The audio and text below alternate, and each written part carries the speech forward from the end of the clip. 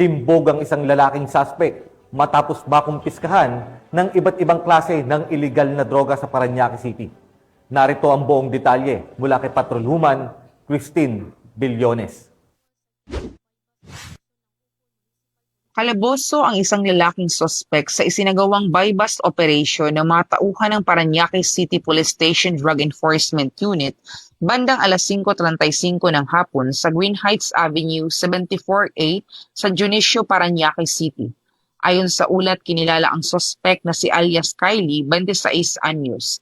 Sa nasabing operasyon, narecover mula sa sospek ang tinatayang 141 gramo ng cocaine na may standard drug price na 746,000 pesos, 153 gramo ng ketamine na nagkakahalaga ng 765,000 pesos, 8 pakete na naglalaman ng high-grade marijuana kush na tinatayang may timbang na 274 gramo na nagkakahalaga ng 411,000 pesos, at 3 pakete na naglalaman ng 98 tableta ng ecstasy na nagkakahalaga ng 147,000 pesos standard drug price.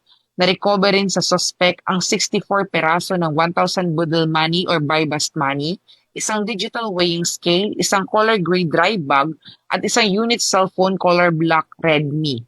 Ang inarestong suspect ay dinala sa Parañaque City Police Station para sa dokumentasyon at tamang disposisyon, habang ang mga nakumpiskang illegal na droga ay pinasa sa PNP Southern Police District Forensic Unit para sa quantitative at qualitative analysis.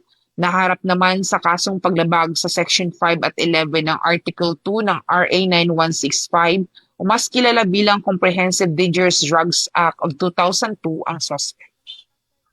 Mula dito sa Camp Bagong Diwa, Taguig City, ako po ang iyong PNN correspondent, Patrolwoman Christine Billones, alagad ng batas, tagataguyod ng Balitang Pulis.